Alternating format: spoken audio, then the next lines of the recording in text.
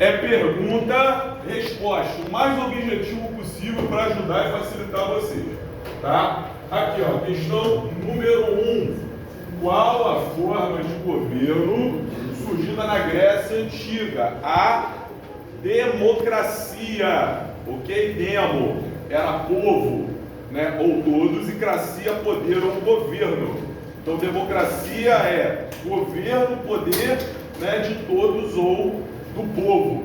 Beleza, galera? Qual a forma de governo surgida na Grécia Antiga? Lá em Atenas, democracia. Questão 2. Cite duas áreas de destaque dos fenícios. A primeira era o comércio marítimo. Tanto é que o governo deles era a talassocracia, governo dos grandes comerciantes marítimos.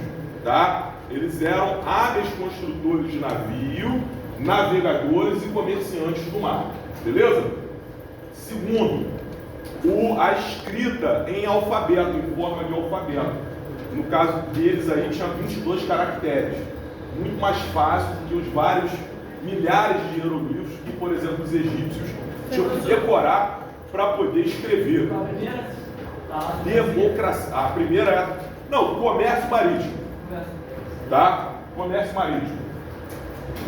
Então, eles usavam o alfabeto para registrar o comércio. Ok? 4. Descreva 4 realizações aí do imperador persa Dario. A gente pode falar... Oi? No 3. A gente pode falar, né, aqui, ó, 3. Descreva 4 realizações do imperador persa Dario. A gente pode falar, por exemplo, da moeda única de todo o império, o dárico, a moeda imperial. Antes você tinha que fazer a conversão de moedas, dava trabalho, né, atrasava o comércio. Criar o dárico, a moeda única, fez com que o comércio fosse mais ágil, portanto mais lucrativo. Outras duas que eu vejo que estão ligadas: o correio e as estradas. O correio imperial e as estradas imperiais. Tá? Então, o império, ele era todo cortado por estradas, o que facilitava, tá, o trânsito aí das tropas. Então, qualquer que fosse o ponto de combate do império nas fronteiras, era mais fácil para o exército se deslocar. Tá? Então, a resposta era sempre rápida, os ataques e as defesas também. E o correio, porque você podia mandar mensagens comerciais, mensagens do governo e até pessoais mesmo. Então, a ligação em termos de comunicação do Império era boa. Então, nós temos duas já aqui: as estradas imperiais, tá, e o correio imperial. E o dárico, que eu falei que é a moeda, né, do Império. Outra que também está ligada são as satrápias e os sátrapas. As satrápias eram as 20 regiões do Império. Cada região tinha um sátrapa, ou seja, um governante, fiel e leal ao imperador. Tá? E ele era escolhido por competência. Antes, esses governantes eram os nobres, que chegavam ali por privilégio. E muitas vezes infiéis e conspiravam contra o imperador. Então, o que o imperador faz? Divide o império em sátrapas e entrega esse governo a pessoas fiéis e leais a ele, os sátrapas. Ok? Então a gente tem aqui, olha só, descreva 4 realizações do imperador Dario persa: o dárico, a moeda, as estradas e o correio imperial, as satrápias e os sátrapas, que governavam ali o império. Beleza? Questão 4. O que levou ao cisma hebraico? A divisão. Cisma é divisão, ok? O que levou à divisão aí do povo hebreu? Foi a divisão em 2 reinos, tá? O reino de Israel ao norte, com a capital em Samaria, e o reino de Judá ao sul, com a capital em Jerusalém. Um dos motivos disso foi que o reino sediado em Jerusalém cobrava muitos impostos de todos e concentrava muito poder. Agora, outra questão decisiva foi a morte de Salomão, do rei Salomão, que governava tudo. Quando ele era o rei de tudo e ele faleceu, o reino foi dividido aí entre os sucessores. Beleza, galera? Então, o que levou o cisma hebraico? Tá? A morte de Salomão e a disputa entre os sucessores. Israel ao norte, Judá ao sul. Beleza? Aqui, ó. Como iniciou e como terminou o cativeiro babilônico. Cativeiro babilônico. O povo hebreu foi levado como escravo para a Babilônia. Quem fez isso? O imperador da Babilônia, Nabucodonosor. Ok? E como terminou, tá? O imperador persa Ciro conquistou o Império Babilônico e aí conversou com os judeus e falou: ó, vocês vão voltar e reconstruir o reino de vocês, inclusive o templo.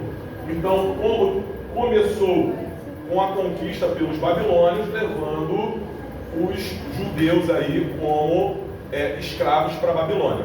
Terminou com a conquista do Império Babilônico pelo imperador persa Ciro, tá? Que ajudou o povo judeu a reconstruir o reino e o templo. Beleza? Vamos aqui para 6 aqui agora. O que causou a diáspora judaica? Gente, diáspora é dispersão de um povo. Dispersão forçada de um povo, ele perdendo sua terra, né? A origem da sua cultura, tá bom? Então aqui, ó, o que acontece? O que causou a diáspora judaica?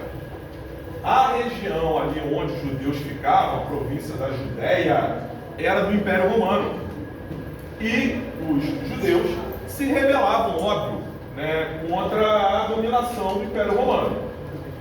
As rebeliões eram constantes. Então, o que o imperador romano decidiu? Destruir a cidade de Jerusalém e o templo, tá? No ano 70 depois de Cristo. Isso fez também, né, com que os judeus, para evitar serem mortos, escravizados, fugissem pelo mundo para continuar com a sua liberdade religiosa. Então, o que causou a diáspora judaica aí? A destruição, tá, de Jerusalém e do templo dos judeus pelo Império Romano. Ok? Vamos lá, gente. Oi? Oi? Isso, e do templo. Tá? 7 aqui, ó. Explique 3 ideias centrais da religião hebraica. Por exemplo, ó, Abraão, ele recebeu o chamado do seu Deus, falando que com ele haveria um povo escolhido por Deus, uma nação eleita, separada para Deus. Essa já pode ser uma ideia. E quem era esse Deus? Era diferente de outros deuses, porque era um Deus único, ou seja, o monoteísmo, diferente das religiões da época politeístas.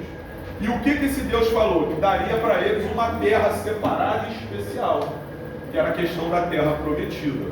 Ok? Então a gente fala do monoteísmo, da terra prometida e dos hebreus serem um povo eleito.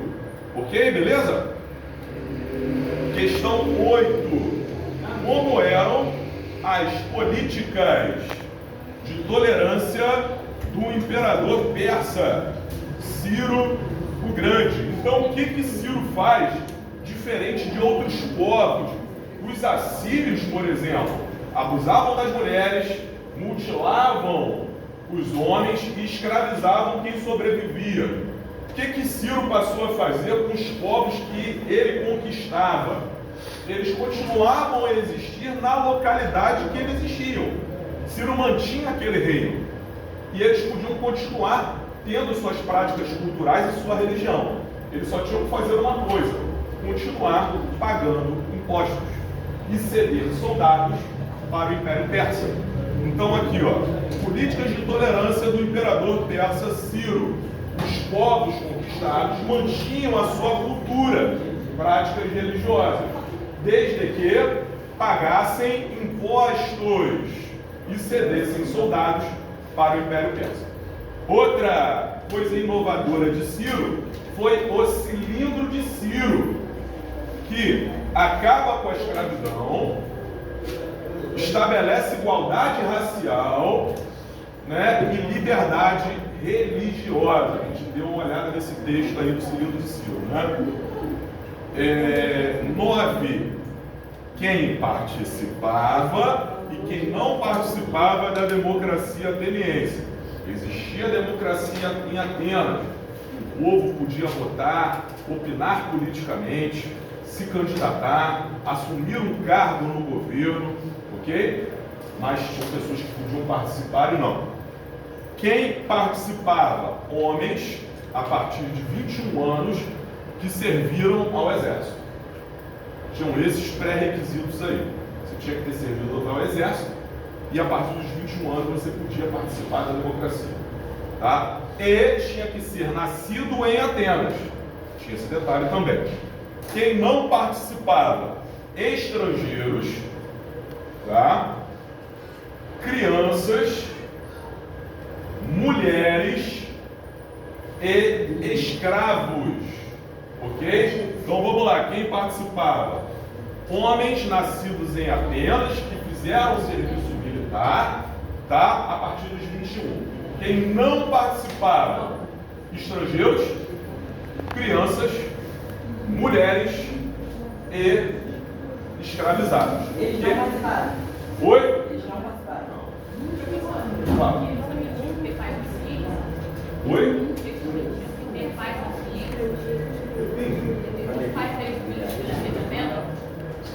Eles conseguiam ver essa ancestralidade. Os romanos também tinham essa prática aí para definir quem era patrício, né, quem era também cidadão romano ou não. Tá? Era importante essa questão do ateniense, do estrangeiro para os atenienses, porque eles entendiam que o homem ateniense, cidadão, ele tinha que se interessar pela cidade. Veja só, a questão de ir à guerra era importante, porque você estava defendendo a sua terra. Tá? Explique o funcionamento da ágora. A ágora, gente, era uma grande praça pública em Atenas. Tá? Essa praça pública onde ficava a ágora era onde ocorriam os debates políticos. Todos os políticos iam para lá para expor os seus projetos de lei, expor o que queriam fazer, tá? E tinha que colocar à disposição da população o que poderia ser feito ou não. E naquele momento, a população ela podia discordar ou não. Qualquer pessoa podia falar contra ou a favor, tá? E ali ocorria a votação. Então, a ágora era onde o povo se encontrava para debater política, tá? E votar no que considerava importante para o governo. Beleza? Para fechar agora aqui, galera. Vamos jogar essa cadeira para cá. Oi? A 10 explica o funcionamento da água. A ágora é um espaço público em Atenas, uma praça onde os políticos expunham seus projetos de lei, ou o governo expunha o que iria fazer e colocava tudo para debate. Era obrigatório e a população tinha o direito de opinar. Cada indivíduo tinha direito de ser ouvido, de discordar ou não. E a partir daí acontecia a votação. Tá? Para fechar aqui o caixão, analise isocracia, isegoria e isonomia. Tá? Isso daqui são princípios da democracia ateniense. Vamos lá, um por um, para a gente compreender o cenário aí. Isocracia, todos podem participar da política. Podem votar, se candidatar, tá? E participar do governo. Beleza?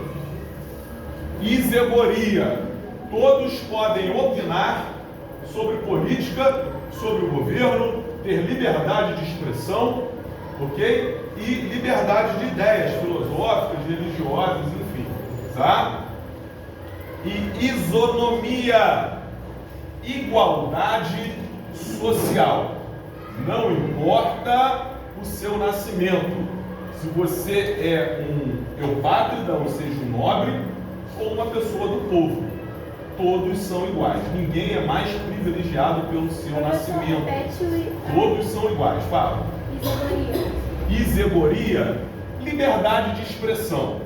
Você pode opinar sobre política, você pode ter direito a ter a sua opinião, a sua corrente filosófica ou religiosa. Tá, galera? Fechou o caixão aí? Beleza.